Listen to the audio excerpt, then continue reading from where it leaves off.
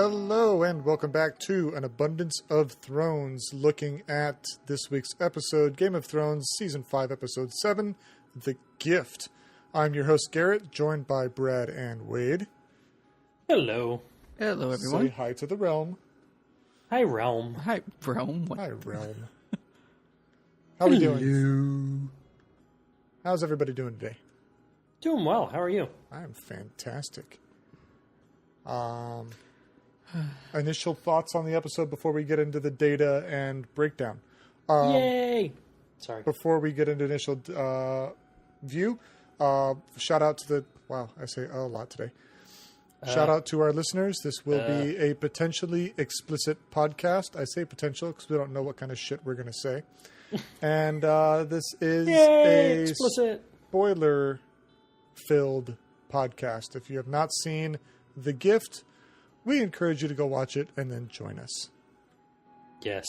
Spoilers. There be spoilers here. We are breaking this bitch down left, right, and center. Okay. Do the numbers. With that, all right, do the number. Fine. Don't know impressions. Numbers this week. Oh, you want impressions? I was excited. Do the numbers. Were you? Yes. Okay. To quote Midnight Shyamalan, what a twist. If you say so, we'll get into that in just a second. Well, now that you've new quoted director him, I'm this not week. interested. What? Now that you quoted him, I'm not interested. Yep. And scene. Podcast done. Later. New director this week, Miguel Sapochnik. He's done some TV stuff like House MD, amongst other things. Writers this week, the Double Ds, David Benioff and D.B. Weiss.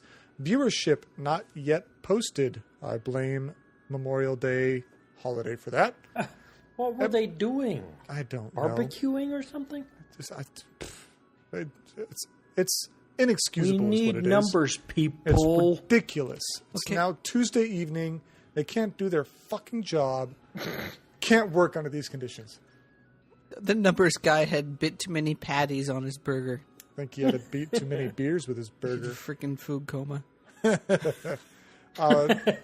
Episode rating this week back up to 90% from that 60 or 58% we saw last week. So the critics liked the episode once again. Awesome. It's nice to know they have good taste every now and then. Every once in a while. So You know. say excited for this episode. Any quick shout out as to what provoked said emotion? The end of it.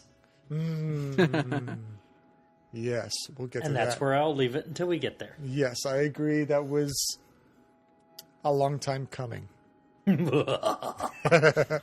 Wade, anything for you? The end of it. Okay. Come on, we all know. We all know. Now, for me, the episode title, it took me a bit of thinking to really see how this fit in everywhere. Obviously, there was one big spot, but then there was a lot of little things kind of here and there that, once you really start thinking about it, kind of fell into the general theme of the show title.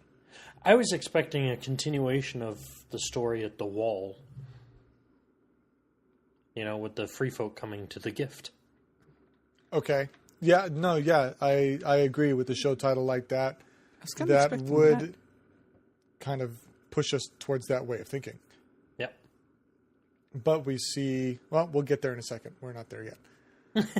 Don't jump too far ahead. Don't jump. Okay, so opening sequence this week. Nothing new from the past few weeks. We start off once again King's Landing, flying north to Winterfell, then the Wall. Across the Narrow Sea to Bravos, to Slaver's Bay and Marine, and back across the Narrow Sea to Dorne. Did they put like a GoPro on a dragon when they do this? Yes, it's exactly what It's they did. exactly how it's filmed. In real time. Dragon's Eye. That's how they see things. Everything's gears. It's weird. We don't explain it. Dragon vision. Something's Dragon weird vision. here. We start off the Wall. Brad, why don't you... Yeah. So it kind of picks up nicely where the story was left off from last week, with Jon and Giantsbane up in the in Jon's chambers, and they decide on this course of action. And so now we find ourselves down in the courtyard.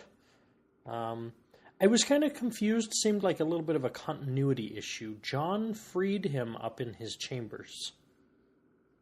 He took the chains off last week. Why was he back in chains? I think that was more of a kind of a bravado moment, because Giant Bane said, like, well, you wouldn't say that if I wasn't in chains. So Jon went, all right, now I changed. What you going to do now? I agree. He was still a prisoner of the wall until this course of action took place. Obviously, plenty of Night's Watchmen weren't a fan of this plan. And still aren't. Hence the chains.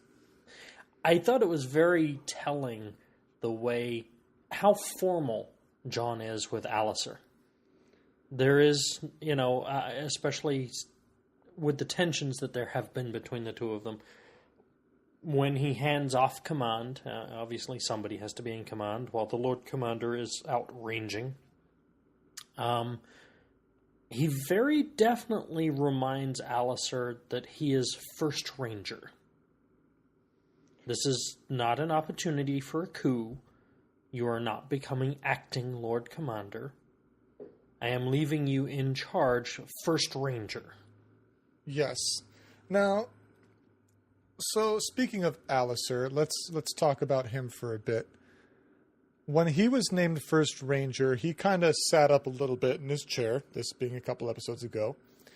He did not defend his buddy, what's his name? Headless? Headless. Yeah, Headless. He did not defend. He kind of stood in the way for a second and then didn't. I'm just trying to see how much of a pendulum swing he's made. He's hated Jon from day one for the most part. I don't expect him to be Jon's number one supporter, but is there some respect now, or is Alliser just biding his time until he can potentially attempt a coup? Hold that thought. We'll come back to it. So let's put a pin on that. Yes. So we're saying our farewells, and I thought it was very touching that Sam, at least in the way he says it sounds like he's giving Jon the actual dagger he used, the dragon glass or obsidian dagger that he used to kill the White Walker. I agree. It does sound like that's what he's saying. This is the dagger I used. Mm-hmm. Maybe I'm mishearing it or misremembering it, but I agree. It did sound that way. And I think it's a good thing that he did this right before Jon's leaving, just in case, because what other opportunity or chance would he have if he didn't have the dragon glass dagger? Right. He's not just going to find one somewhere. You'd think that would have been divulged early on, and maybe now the Night's Watch would have a dragon glass section in the armory, maybe? I don't know. Hey guys, this is the only thing that kills White Walkers. Good, let's make more of them.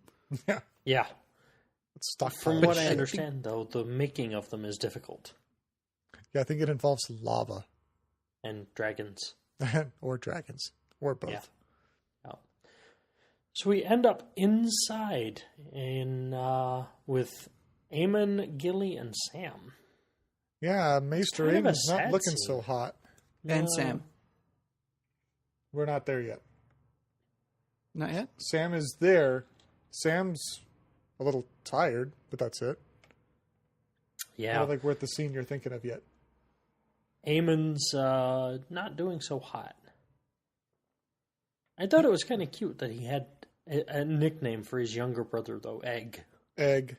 For Aegon. Yeah. For Aegon. Yeah, I mean, it's kind of touching. He mirrors Gilly's little Sam to Aegon as a boy. That's what I was saying. And Sam was little Sam. Oh, and Sam. So, yes, we were in the correct theme. All right. Fair enough. I wasn't following your psychotic train of thought there. You don't want to.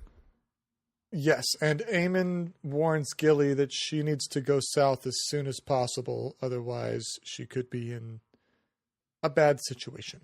I wonder what he knew. Do you think he's referring to White Walkers, or do you think he's referring to the lack of honor amongst the Black Brothers? I wonder if he's just thinking about the winter. Winter is coming. We've seen, actually, we didn't make a mention of this, but throughout this whole section of the show, this episode of the show, every bit of us being in the north, it is snowing. Yes. So the weather has appeared to change. Winter is very much coming and or upon us in Westeros. And that was just something worth stating. I would like to point out for those that do not remember, and this will come up later in another section, but we are talking about long-term winters, not, every year has 4 seasons.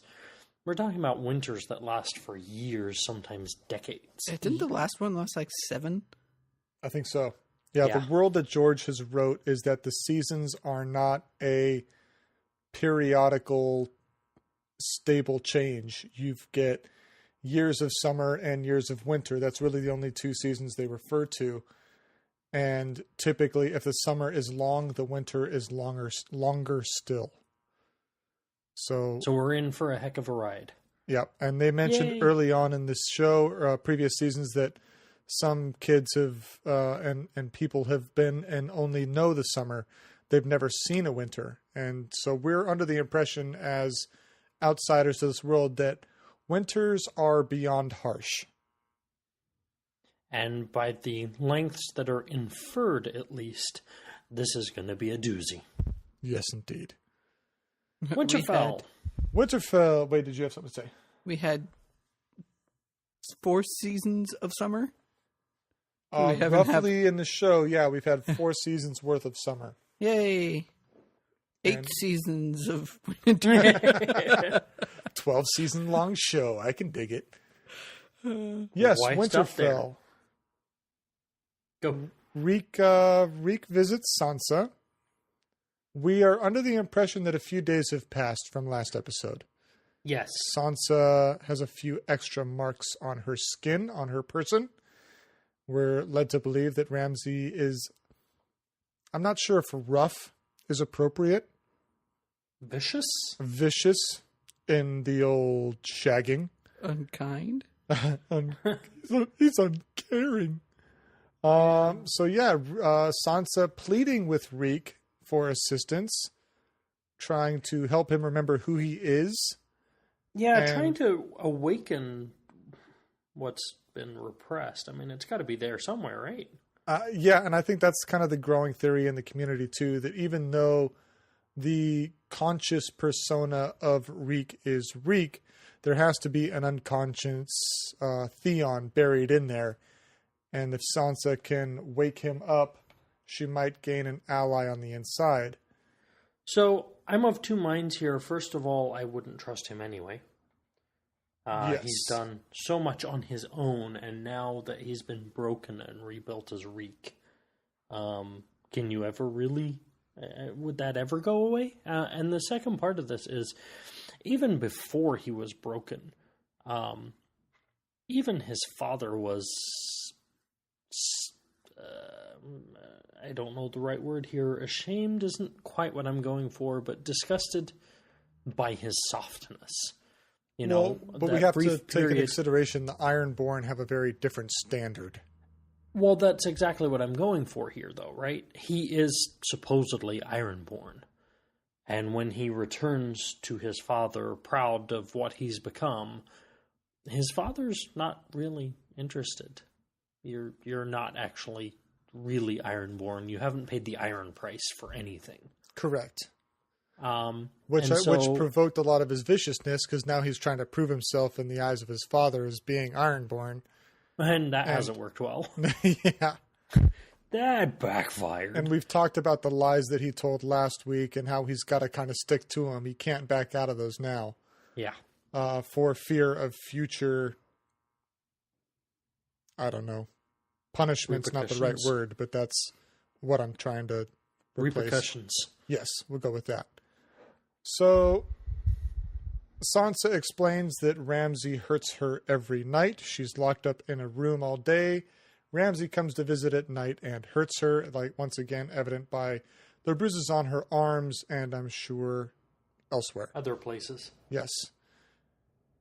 Upon her pleading with Reek/Theon, she tries to get him to light a candle in the broken down tower of Winterfell.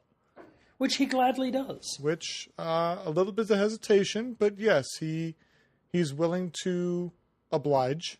Absolutely. Not a problem. I got this. Only to find out that the room he's headed to has been converted.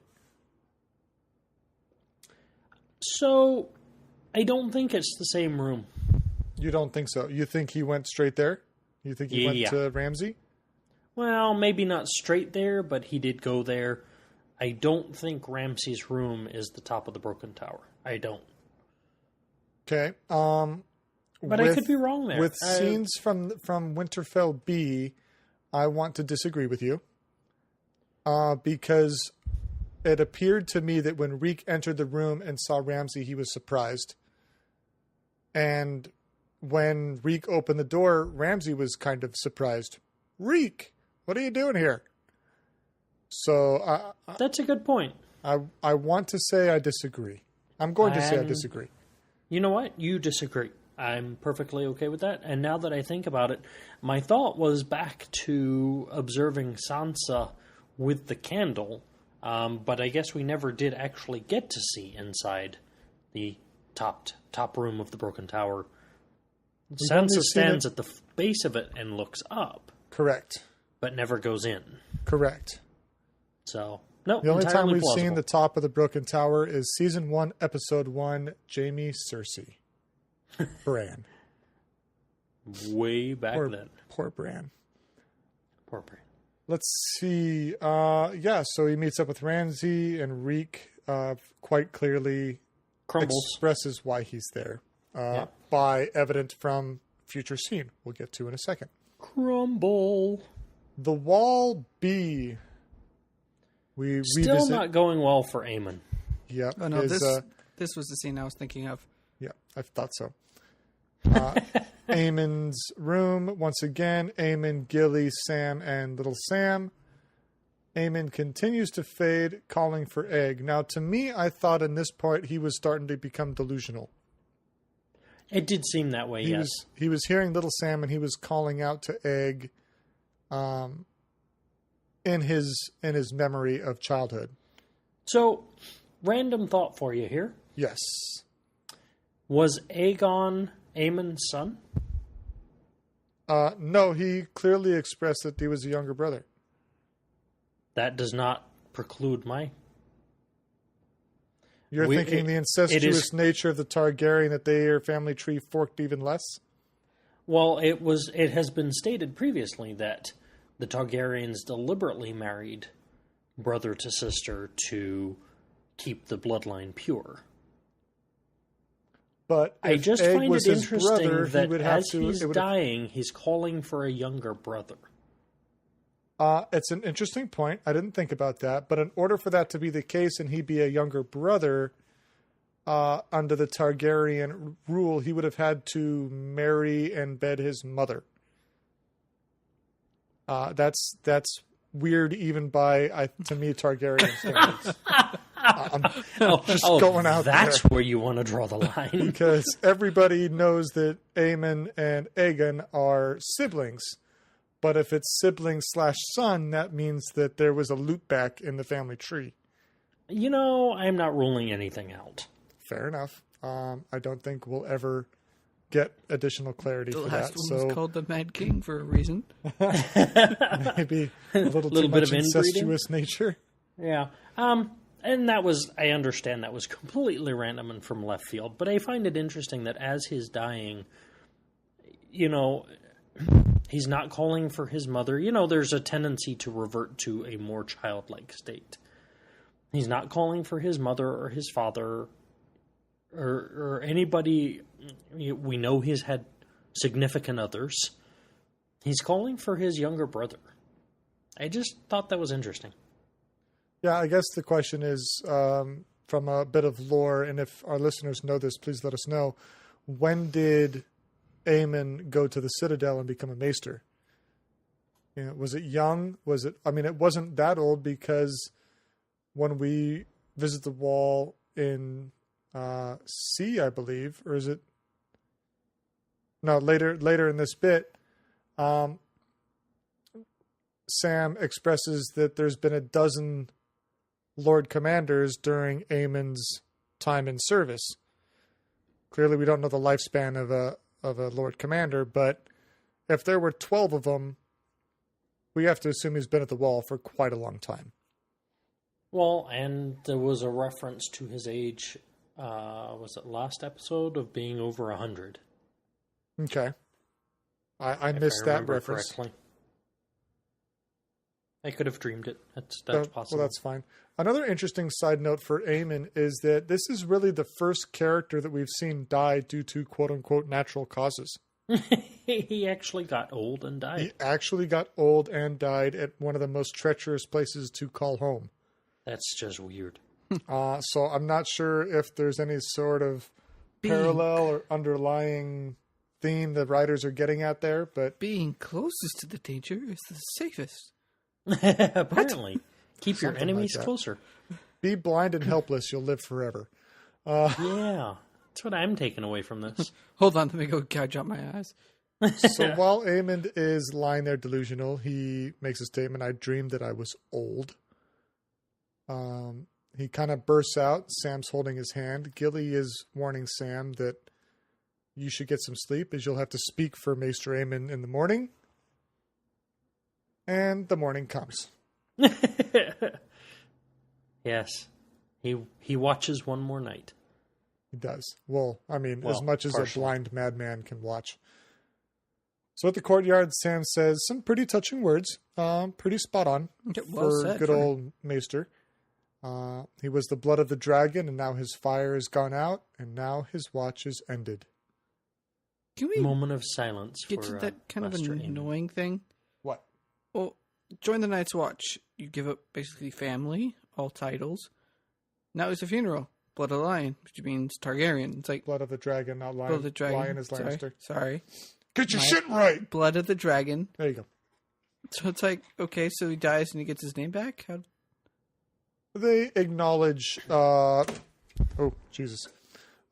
people that have come to them that are noteworthy, I suppose. Okay, but you figure you surrender all claims. Yeah. I mean, you don't become, how do I word this correctly? You're not a new person. It's not that your forego history rights. has never been. He was still Targaryen. Yeah. Jon is still Snow / Stark. Sam is still Tarly. Tarly.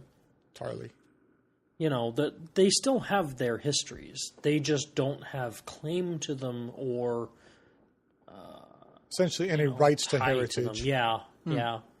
But they are still them. Yeah. They're not wiped from existence. They just yeah, exactly. He's still blood of the dragon. And then we get a little interesting statement from Sir Alistair. Now this is the part I was talking about. So was this a warning or a statement? Or just an observation. A combination of all of the above. Yeah. The way it was worded, I took it as a warning. Yeah, I saw that as kind of a threat. You don't have many people left to defend you, Sir Piggy. Sir Piggy. That was his nickname when he first Was came. it Sir? No, it wasn't Sir. It was Lord Piggy. Oh, was it Lord? I thought it was Sir Piggy. Yeah, I'm pretty sure. I want to say Lord because he's highborn. That's true. Just like they called Jon Lord Snow. Right. In terms of trying to be a jab, but Jon didn't give a shit. He owns it. I am kind of highborn, even if I am a bastard. So fuck off. Taking a lesson from Tyrion. Season Tyrion, 1. definitely. Wear your hardships like honor, and they can never be used against you. Back to Winterfell B. Ramsay and Sansa go for a stroll atop the wall. Yeah. Not so the wall. The Winterfell wall. The Winterfell. The Winterfell. Yes. Well There's said. a term for it. So glad you're here. the battlements of Winterfell. Battlements. Thank There you go. Well said. That's what I was saying. So glad you came prepared. Ramsay here really starts to, we've always known, but it just continues to pile on top of each other. Just how deep his psychosis and just how nasty he really is, how he can turn this on and off. Because when Sansa comes out, he's just so, it's veiled, and we can see through it. But he puts on the niceties and... Yep. Oh, my wife, it's so good to see you, I'm still trying to figure out, and forgive me if this is being pure naive or not, if he's ignorant to the fact that what he does to people hurts them, or if he truly takes pleasure in it. Oh, he's bipolar. Because he's so evil in so many ways that you think this has to be deliberate. But how he calls out certain things, like when he brought Reek out when they were having dinner, or when we get to a little bit further in this scene here, how he says things and how he calls attention to it is like he's just totally oblivious that it has any effect on anybody. Or is it that he just honestly does it out of spite and cares less? I'm not sure which it is. You were so mean. You need to apologize. I think he is a true, complete narcissist. It is all about him all the time and whatever he wants to do. And that's fair. So let's see. Other people's opinions. No, that's not the word I'm after. Other people's feelings don't enter into it. It's what makes him feel good, and if it makes him feel good to be nice to you, he'll be nice to you. And if it makes him feel good to peel your skin off while you're still alive, well, so be it. Then he'll do that too. So yes, jeez, with the uhs today, my lord. So Ramsay's expecting a fat bearded beast when he was told he was betrothed to Sansa. Imagine his surprise when it's this quite lovely young lady, which makes Ramsay very happy. Yes. Upon their walk, Sansa decides to pick up a powder keg corkscrew. I was so hopeful. Well, knowing the we're Double already Ds, off script, right? None of this is in the book. She was never at Winterfell. So I was so hopeful that she was just gonna let him have it. Well, like I said, she's starting to play. Yes. So she knows he's going to be coming to the room later on in the night. So I want to touch base on that here in a second when we finish up some of the scene. Alrighty then. So Ramsay's talking about our people, the people in the north. I like how he's trying to force a bond here. Yeah, he is kind of. We're not that different, you and I. Wink, wink. Yes. We're part of the same peoples. Nudge, nudge, hit, hit. But then Sansa decides to take a few jabs at him. The natural-born son, potentially, from his stepmother. The fact that he's a bastard, only legitimized by another bastard. So how legitimate can that be? I thought that was interesting, because we're obviously past the point where Ned... Was it Ned that sent out the ravens? Yes. So we're now 4 seasons, or 3 seasons really, past that. 3.5 seasons past that. Do the Boltons believe this? I know she's definitely playing this up. I think it's no secret that it's speculation in the realm, but obviously we know from King's Landing that there hasn't been any action taken against it. Oh, no. Or any... Exactly. Duh. So I think much of the realm feels what they feel regarding the legitimacy of Tommen. Sure. But nothing's happened yet. Let's see. Ramsay... Obviously, she hasn't been reading every edition of the Ravens Journal. The Daily Raven? The Daily Raven. Yes. Sansa had no clue that Jon was now Lord Commander. Yeah, she missed that Raven. Yeah, totally missed She was on the road, They don't get to all the areas. So Ramsay uses... Peter forgot to forward their subscription. That's right. She had a mailing address. They didn't forward it. Just so Ramsay uses John here as an expression that just because you're bastard born doesn't mean you can't ascend to greatness. Yes. Case in point. And then Ramsay shows Sansa a little gift. And again, with how deep his nastiness runs, it's just oh yeah, by the way.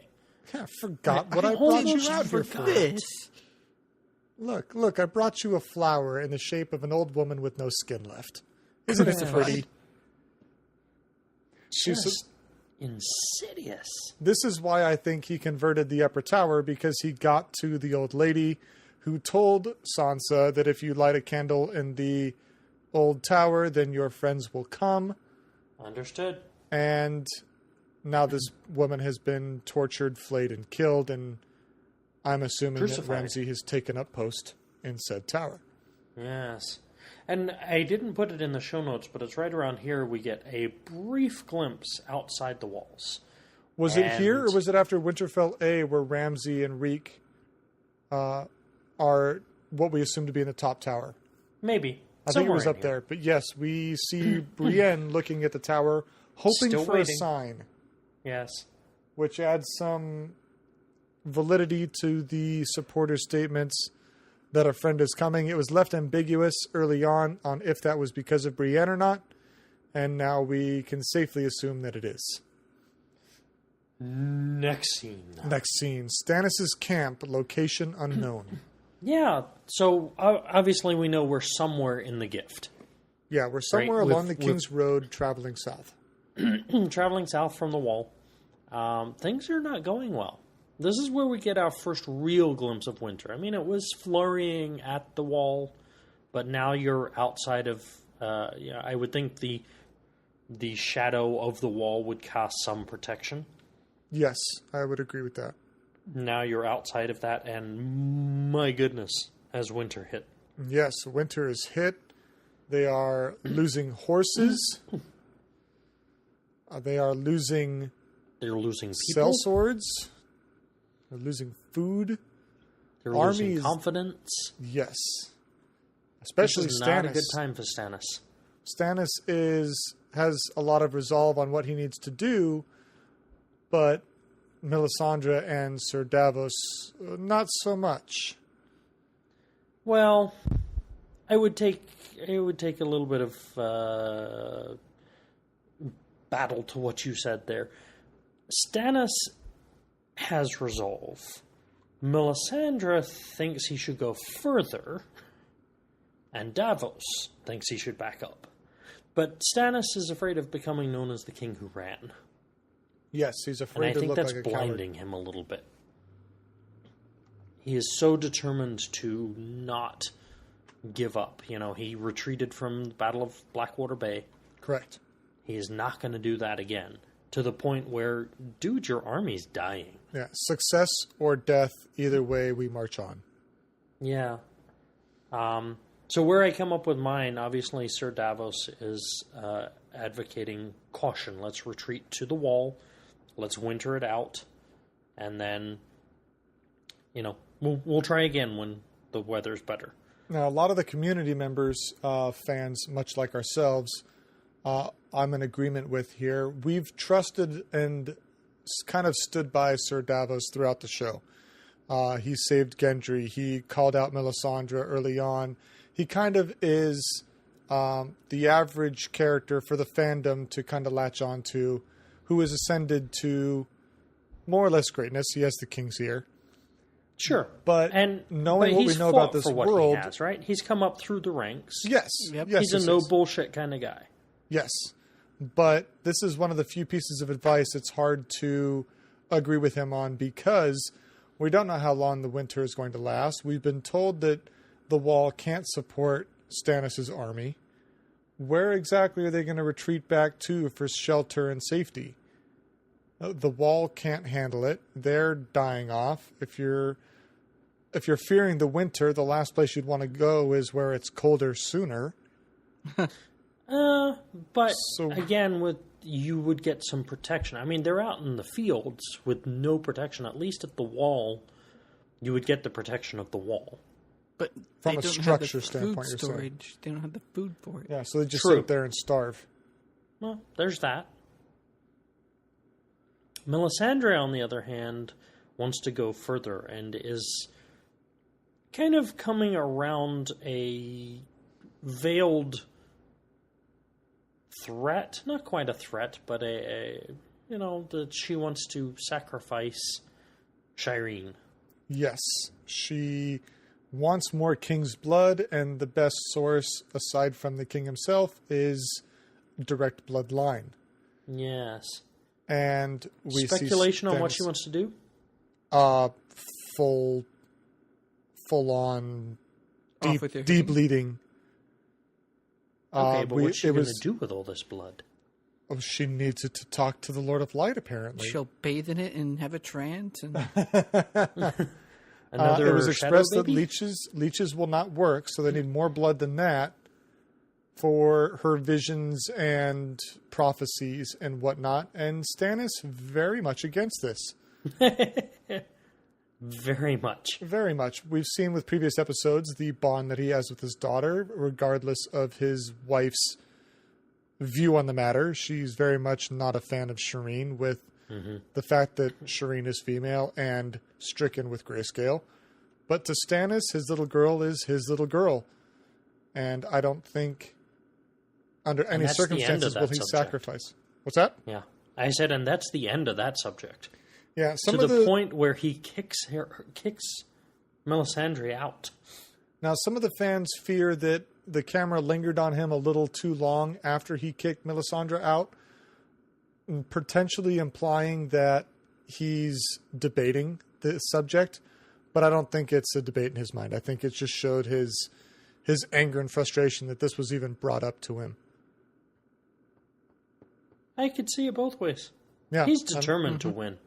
This is true, but is he determined to win at the cost of his daughter? To victory or to defeat, but only forward. That's right. We'll see. Whatever the cost. We'll see if that is too much of a cost for him to bear or not. Back to the wall. Returning to the wall, Gilly in the washroom and greeted by a few brothers. Not wildling brothers, but brothers of the Night's Watch. Derek and Brant. Showing their old colors here. Yes, they want a little piece of the action. Mm-hmm. Saying that, is Gilly cute because she's cute, or is she cute only because she's the only girl at the wall? And when you're amongst a lot of men, it doesn't take much to get excited. Except they had Molestown. They did, or they might not though. Did the wildlings with well, they used to have Egret? Molestown. Yeah. I think they got wiped out. Yeah, Egret put a stop to that. Sam's starting to grow a backbone. Sam's stepping up. He's got a reason to fight. Yes. Not that he spent a great deal training to fight. Well, and that becomes evident. Yeah. I mean, you figure he killed the White Walker Out of luck. kind of by accident, and Yep. he killed the Then with a crossbow from a distance. He's never actually had to do hand to hand. But With intent. he doesn't... Right. But he doesn't let that stop him, and to the point where he's prepared to bullshit with the best of them. Look, I killed a White Walker and a Then. I'll take my chances with you. Yep. He's throwing that in their face. He's trying to intimidate a little bit. It's enough to make them pause. It is. And Sam gets beat. Well, He gets beat, but he gets back up. He's got resolve. He's, you know what? You can beat me, but I'm gonna keep on trying. I get knocked down, but I get up again. That's right, because I have a reason to keep fighting, not just because I'm here. That was a good song. Anyway, And he gets a little help from a long lost friend of the viewers. yeah. I screamed. I yelled out in excitement when Ghost was on screen. Where has Ghost been? Giant smile on my face. In the stables, eating dead horses. Saved in the CGI file somewhere? Yes. saved when the budget would better allow for him. Right? And in the set, there's just some guy in a green suit, just like on all fours. Waiting for another casting call. No, he's on all fours walking out so they could CGI Ghost over him. What a job. Yeah. Andy So what did you Serkis, do? is that you? Well, I played Ghost. I'd rather play the dragons, thank you. Yeah. Sit my head on Darnayra's lap. Yes, please. I was amused by Sam's response here once Ghost takes care of the situation. He's still trying to be tough here. Oh, no, I'm fine. I'm just a little bit woozy as he passes out. I'm just a little concussed. It's still good. It's still good. Yeah, no. What's a few broken bones between brothers? So we visit Sam's room now, where Gilly is taking care of Sam. Sam expresses he won't leave Gilly to defend herself alone. He says that he had them right where he wanted them. They were in the palm of his hand. They were tiring out. He's still full of it. Hey. Fake it till you make it. Portray it till you become it. Take your pick. Sure. And then, see, now you have a very interesting show note on here, and I got to call it out. Go on. You have written that Sam breaks his vows. Yep, Yes. I was actually looking at that too. That's incorrect. Oh, do tell. Well, I believe it was in season 2 or potentially season 3, where Sam is talking to John about John laying with Ygritte. Mm-hmm. And he mentions that in the Oath of the Night's Watch, it says you can father no children and take no women. Shall not take a wife. Shall not take a wife and cannot bear children. But it does not say you cannot lay with a woman. Mm-hmm. So therefore, there is no vow broken. Therefore, no vow has been broken. I wondered if you would Sam play up on gets that. some action, and to him, it's some good action. I bet he sent over the show notes. And so, God damn it, I get caught for that. No, knowing Brad, he put that in there and was going, I wonder if they'll pick up on this. Absolutely. Yeah. So, Yeah, I was hoping I'd get a discussion out of that one. Fuck you and your debauchery and conniving ways. How do you feel about him? For the listeners, we have show notes that we type up as we go. Yeah, this is not off the top of our head, and we're not watching the episode live. No. So for the show notes for this section, I put in that Sam breaks his vows, hoping that I would get some kind of response. Are you satisfied with your response, you arrogant prick? I am. Okay, so I guess now, seeing as we don't see the end of this scene, it's the infamous fade to black. Yes. And scene. Scene, yes. Did he actually break his vows? Or was he able to contain himself? Stay tuned. We'll never know. Or will Slave we? market. Maybe we will And know. we'll leave you with a, oh my. Oh my. Oh my. Slaver's Market, we approach a little auction appearing in the middle of the woods where Jorah and Tyrion stand in chains. So as far as location for this, and again referring to our show notes that the listeners are not seeing, I just put slave market. I get the impression that this is outside of Meereen. Because they get purchased and then taken to the fighting pits. But I didn't put Meereen because that's not exactly clear. Yeah, it's a little off the grid. Left ambiguous. They couldn't go near Marine and sell slaves because the Unsullied will kill them. Yeah, it's forbidden. True. Jorah sold first, and he's got a pretty interesting resume going on here. He is killed Khal Drogo in single combat, and apparently he had a flaming sword when he fought with Robert Baratheon in the battle across the Narrow Sea. Pretty sure that was Thoros of Myr, but hey. I was going to say, it sounds like these Easterners are kind of conglomerating all the Westerosi stories. You think this is the Easterners, or do you think this is the the result of the sharp-tongued imp in the midst. No, I don't... Nothing about what Tyrion and Jorah said last week when they were captured was an exaggeration. Yes, there was a lot of big talk, but Jorah had done those things.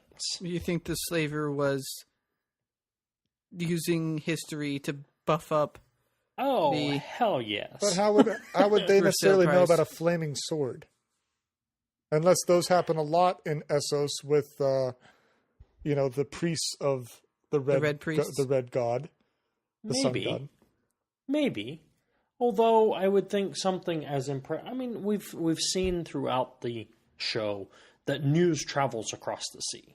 Sure. Danny hears news from Westeros. Westeros has heard news from beyond the sea. It's not like it's impossible and nothing ever travels. And I would think if the flaming sword was that unusual, which it certainly was in Westeros, enough that this guy became known for it, why wouldn't stories of that spectacular event site travel across the sea? And now it's all being kind of heaped upon Jorah. Well, he's the only Westerosi we know, so obviously this was all him. Okay, my rebuttal to that, though, is when they're telling Jorah's story, Jorah looks over at Tyrion, and Tyrion kind of gives him a little nod or acknowledgement. I missed that. So I'm under the impression that Tyrion ran his mouth a little bit here. Tyrion? No. No, not Tyrion. No. I wonder if he'd gotten hold of some wine, finally. So Jorah gets bought for 20 gold somethings. Septums? Whatever they were, whatever Crowns? the currency of... No, they definitely weren't crowns. Yeah, they're not... Dragon coins? I don't... Some sort of golden currency. Yes. Gold coin, done. And Tyrion appeals and says that he must be purchased as well. They are a team. He's a great warrior also. Of the tongue, maybe, but... You see him beat the crap with his handler with his own chain. I thought that was awesome. It was hilarious. It was. He caught him off guard, off balance. He was being a little cocky. And but the handler was screaming and whimpering. I think that guy's a great actor. I think he was selling Tyrion's story as good as anyone could. Absolutely. Well, you would be screaming and whimpering if you're being whipped with a chain. He wasn't even trying to fight back. He was just kind of like hiding behind his arms. Don't hurt me. Ah! Here, let me see. You be whimpering. Do we have a chain? We'll see if you start crying and whimpering. Okay. I'll promise you I won't be sitting here taking it. I will fight back. You say that now. Tyrion decides to press his luck, though. Yeah. He must have been drunk. He must have been. I don't know. He expresses that... oh, no. He's sobering up and he's getting pissed off about it. Maybe. Expresses that being a slave when Meereen is a free city, that perhaps they'd have better luck with free men being paid a wage, of which Tyrion gets a few payments here. One in the form of a backhand, and the other in a small trinket or piece of currency. Coin. Expressing that'll probably last him the rest of his life. Dun, dun, dun. Dun, dun, dun. Meereen, Dany's room. Dany and Dario. Dany's gotten modest lately. Getting a little freak on. A little modest. Well, she likes to stay covered up under her sheets. Is that what you're saying? Yeah. Yeah, her contract only had one nudity scene per season, apparently. Oh, is that what it was? I have no idea. We've already cashed in that currency. I don't think we've seen it this one. No, but she had like 3 last season, so we won't see any this season or next. Or the one after. Dario, a little jealous of... what's his name? As a he something. Wow. Yeah. No, I know I butchered it, but it's some. I've got it right here. We tried this somewhere. Last podcast too. Yeah, we did. I've got it here shortly. Continue. Somebody forgot to put this on the show. Somebody forgot to put this in the show notes. Damn them. Dany's realizing though that she kind of doesn't have a lot of choice here. She has to start making alliances. She can't fight a battle on 2 fronts. she can't be squeezed like a pimple with the enemies within and the enemies without. Hizdar Zolarak. Yeah, that's him. Her betrothed. Her betrothed, but not her beloved. Can we just speak of like how good of a day or how of a twister that guy had for a day? Sitting in a dungeon, watched his buddy get burned and eaten, and then now he's going to become the king of Marine, apparently. Then turn Slaver's Bay. Yeah. Well, Marine, Slaver's Bay, sure. No, one's a city, one's a bay. One's multiple cities. Bay. Yes. I'm trying to find where we're at. If you watch Sesame Street, one of these things is not like the other. Yeah, so Dany has no choice for her alliances. She must gain the trust and the loyalty of the city in order to better defend it from outside forces. I find it interesting here, the sad realization that Dany is the only one, after she spent so much time freeing these slaves, she's the only one that really isn't free. She is bound by duty and traditions that she is getting pissed off with. And what's the word I'm after here? Necessary Obligated. burdens that she has to bear, and only she can. On one hand, it's sad. On the other hand, it's enlightening. That it shows that she's growing in to the ruler that she has to be, and not just sitting on her throne saying, I am the queen, we're doing it my way, the end. She's realized that doesn't work. It's not working. Yeah. It won't work. She cannot rule as Aegon did. She has to earn the loyalty through marriage and through abiding by the traditions, and grow with the city along. Dario makes one final suggestion, though, after he seemed to have pressed his luck considerably, that Dany should gather all the former maesters, great, wise, worthy, and others, and slaughter them all. Maesters? Not maesters, masters. There we go. Masters. It's like, let's just kill all the healers. Kill everyone. Why do you think he is so against the masters? Well, wasn't he a former slave or slave family? But he was glad for it, though. Former slave, freed as a result of his success in the pits. Yeah. Right.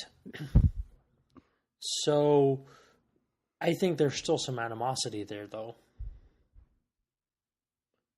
There's no love lost between him and the Masters, definitely.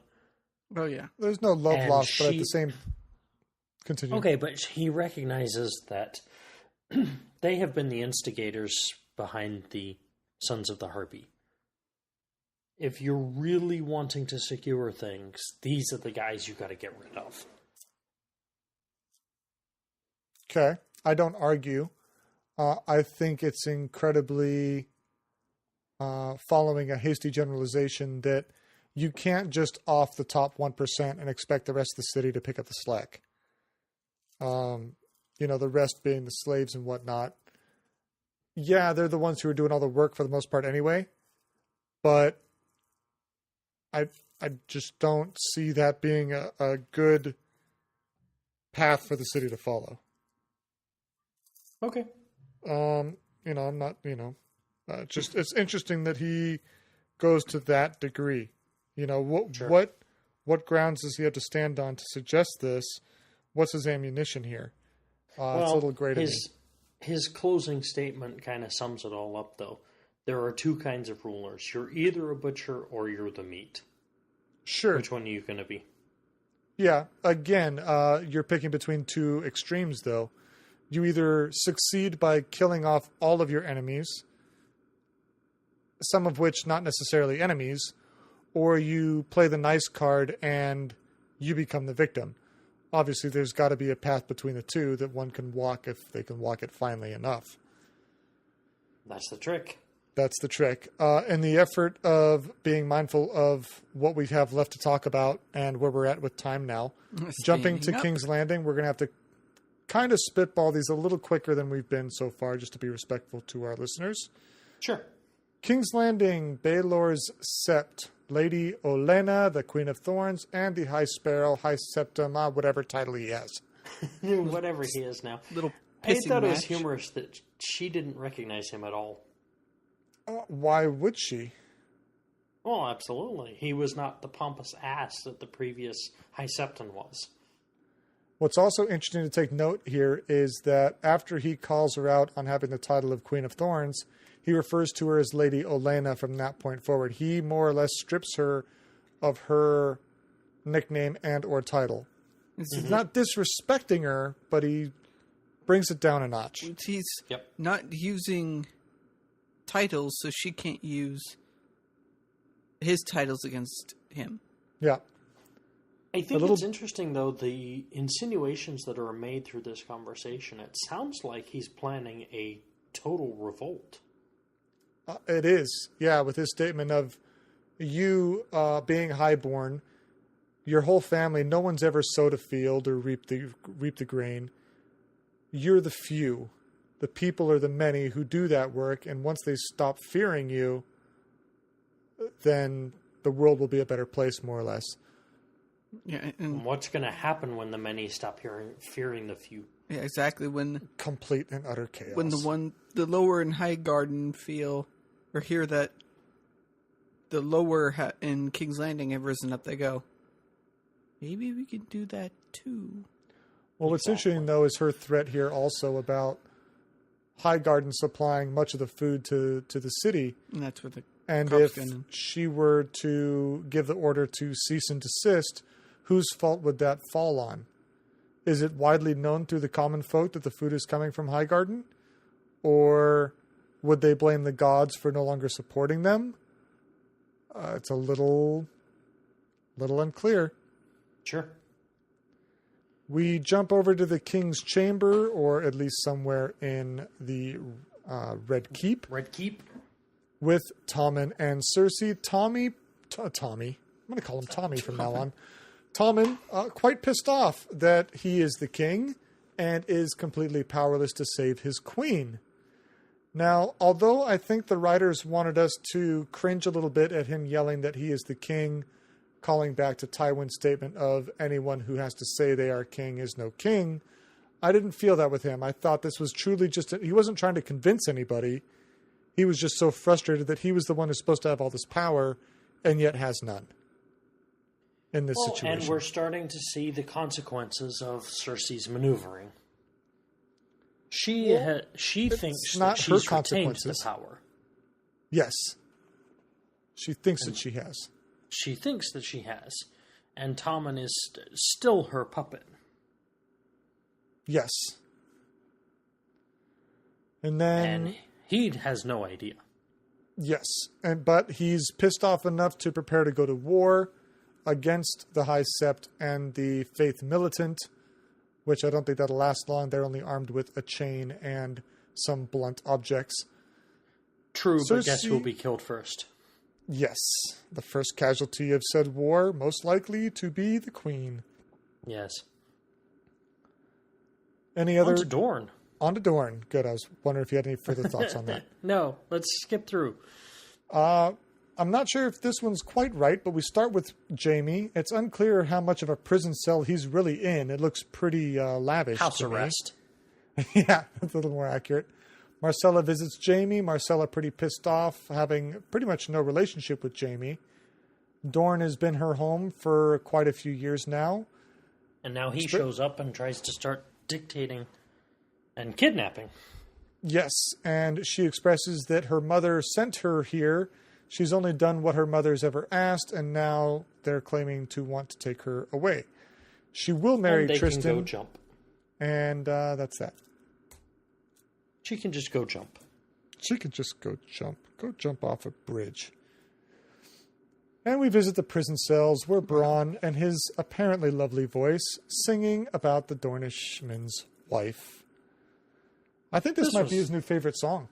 I think that the song is that the Dornishman stole his wife. This is just a song, not him himself. But then he also did the Dornishman's wife. Well, the song's not about being a wife taken. If in the beginning it is. It's like a Dornishman stole my wife, but I tasted the Dornishman's wife. I think this was the ending to the song that we started to hear last week. Yes. Yes. Fair enough. Bronn expresses that he feels the Dornish women are some of the prettiest in the world, however, not the sand snakes, and which a little debate occurs. With the I visual think the purpose props. Yes, visual props. I think the purpose here was to get his heart rate up and get the poison flowing. That's probably fair. I have to say, I think she has the best tits of the show, though. I'm going to go on record and say it. She had some very lovely breastises. You heard it here first. You heard it here first. I'm not ashamed to say. Is that her then Daenerys? Or? Yes. Okay. Yes. Who's three? That would be my order. I'm not worried about 3. Those are my top 2. And I'm fine with that. Is it That's Melisandre? 4 breasts in my face, and I'm satisfied with that. Back to King's Landing. Before we jump back to King's Landing, yes, the poison flowing through Bronn's blood, he receives the antidote after admitting that, I forgive the name, but this young sand snake is the most beautiful woman he's seen. She throws him the antidote and admits that, well, Bronn's pretty handsome also. Potential for future? Potential enemy of my enemy is my friend for now? Back to King's Landing. We revisit Peter Baelish in one of his former brothels with Lady Olenna. How it was clearly not safe for his, as she says, clientele. Yes. Which I thought was a very interesting emphasis. Emphasis. You like that? I did. Baelish would return as soon as things started to go wrong. This is Olenna's accusations. We know that Baelish returning out of request by Cersei, and he is playing the game to the best that he can. We now very firmly understand that they both had a hand in killing Joffrey. Yes. I'm not and sure. I find it interesting that she calls that in here, that together they both have mutually assured destruction. Yes. Whatever goes on with one, the other one's going to pull it down too. Yeah, especially for Olenna. If the house Tyrell falls, Baelish will definitely get caught in the crossfire. So we kicked him to the chariot. We learned here that the male witness, so to speak, against Loras was truly provided by Baelish. And that he has some additional information. What's that? He is seriously playing all sides. All he sides. always does. And he has some additional information to sell to Lady Olenna, of which we can only speculate. What's your thoughts? Real quick here. The last clip of this show. Okay. I think that the ammunition he has with that, or potentially using the the same witness and maybe throwing the case against Loras. I'm looking forward to seeing how that twists. Yeah, should be interesting. We jump back to Marine and the fighting pits. So the impression that I got here when I first started taking the notes for this was that there were multiple cities around where they had fighting pits. Yeah, and then it kind of dawned on me that that's not quite how it is. Meereen has multiple, and they have the grand one, and then lesser ones. I believe this is much like the movie Gladiator with Russell Crowe, where you have the main Colosseum in the middle of Rome, and then on the outskirts or underlying areas, so quote-unquote suburbs of the city, they have their respective regional pits. Sure.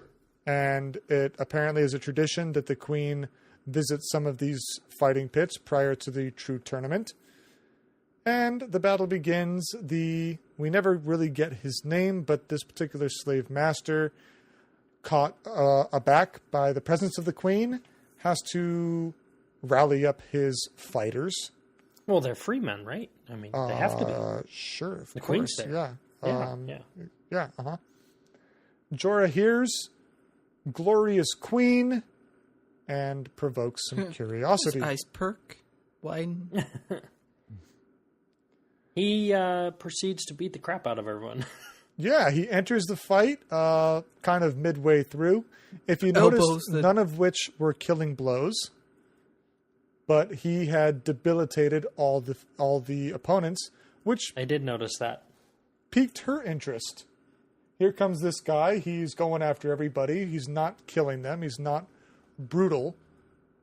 And then he shows his identity. Removes his helm. And that went over well. I'm sure that's about as well as a lead balloon. The reaction he was going for.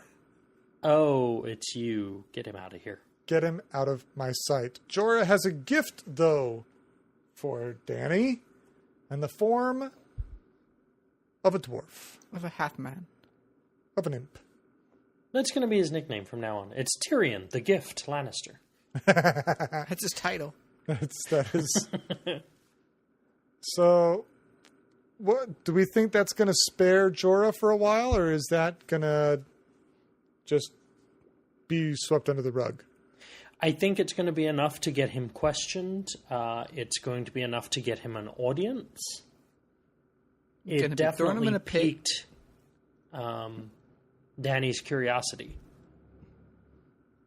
But yeah, I don't know how long that will last. Yeah. It looks like scenes from the next episode that this will be elaborated further, so fingers crossed it goes well for Jorah.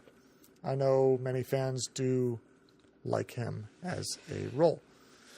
Back to King's Landing, we get Cersei visiting Marjorie, of which this is a very cordial and respectful exchange. Well, I mean, Cersei's just appalled at the conditions they would keep the queen in. Oh my goodness, this is horrible. The robes she's forced to wear, the having to sleep on the ground and only given some sloppy soup to eat. The nerve. Not even a chair. I thought it was very thoughtful of Cersei to bring her leftover venison. I'm surprised that Marjorie was as tasteful as "you hateful bitch." And not something more in line with the language of Game of Thrones. Just a thought.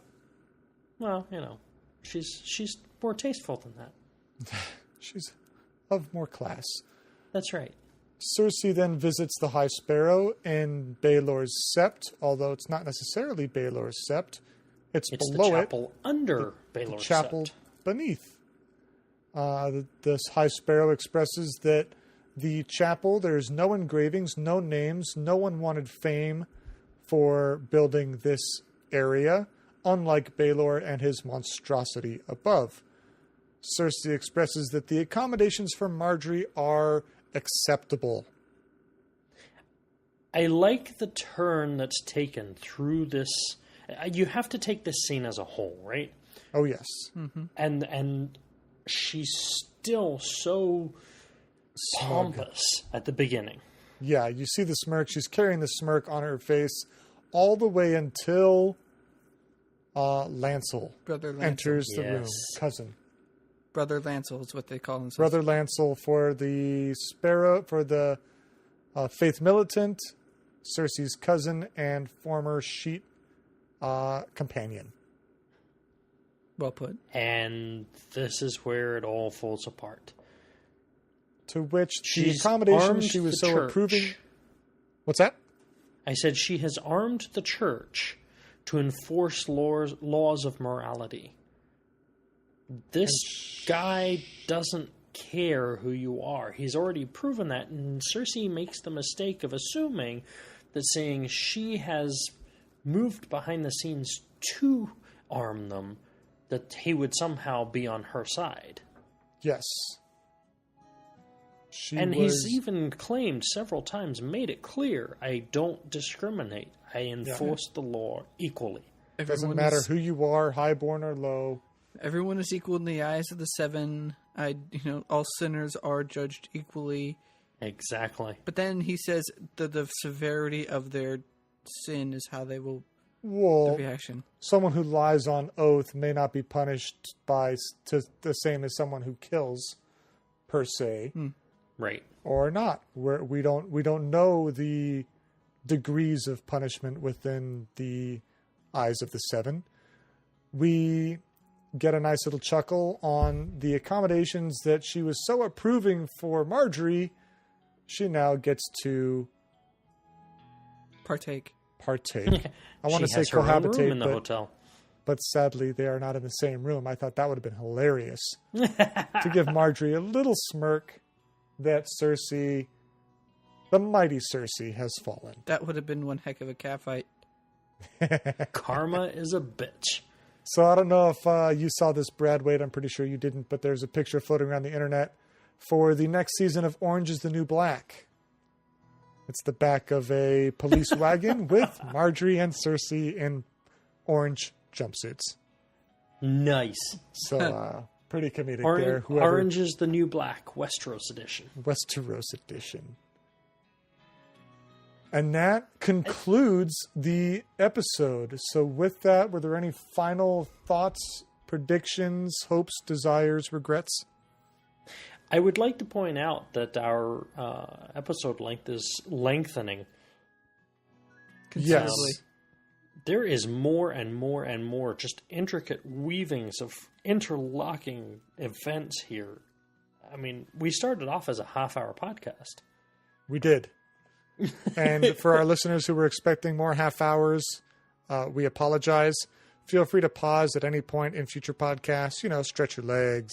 Take a break, go get a drink. Take a break, yeah. Get some popcorn, pour yourself some Dornish Red.